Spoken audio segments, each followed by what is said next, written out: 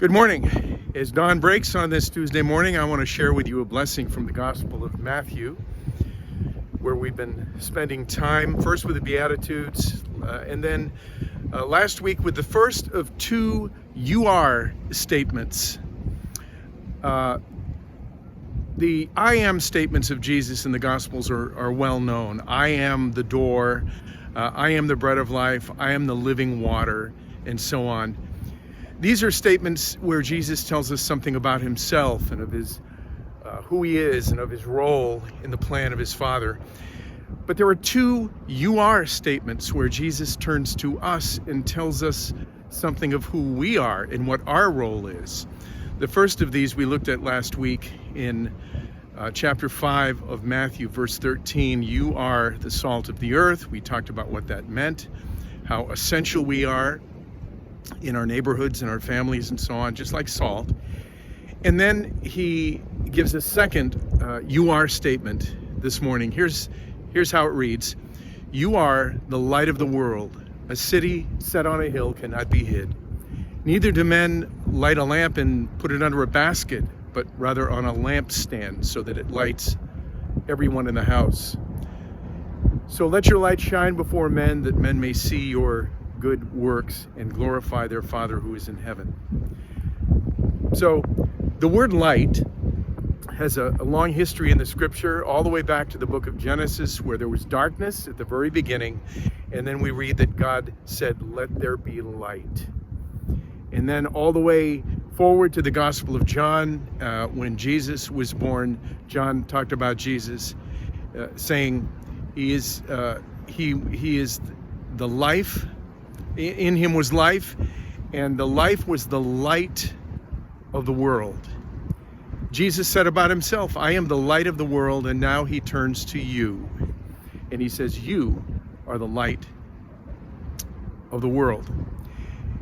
And then he gives two examples. He's chosen two of the most basic realities of life. Salt, which was even more of a reality and a basic of life back in the days of Jesus, and now light.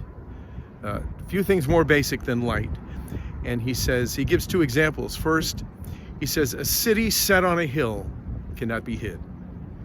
Many of the cities in Israel were built on hills, mainly for strategic advantage, so that an enemy attacking would have to scale a hill and they would be seen by those defending the city. Cities like Nazareth and Jerusalem were built on hills.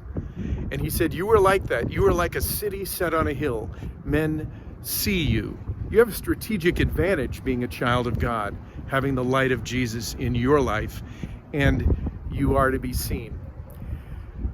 John Winthrop, the first governor of the Massachusetts Bay Colony, referred to this verse when he said to his fellow Puritans when they came over on the Arbella, the ship, to form the first community. He said, you are a city set on a hill. He was reminding them that they would be seen and people would make their judgments about Jesus by what they saw in them. And even though politicians from Ronald Reagan and Barack Obama have hijacked this phrase, this verse, to refer to America, Winthrop said this before there was a nation, because he was speaking not to a nation but to a church, as Jesus is to you. You are a city set on a hill. And then he uses a second example. He said, neither do men light a lamp and put it under a basket. That would be foolish. But they put it on a stand. All of the lights in your house either hang from ceilings or are put on stands so that people can see. And so you are like a light put on a stand so that people will see who Jesus is. And then the last verse, verse 16, Jesus interprets or gives an application to this verse.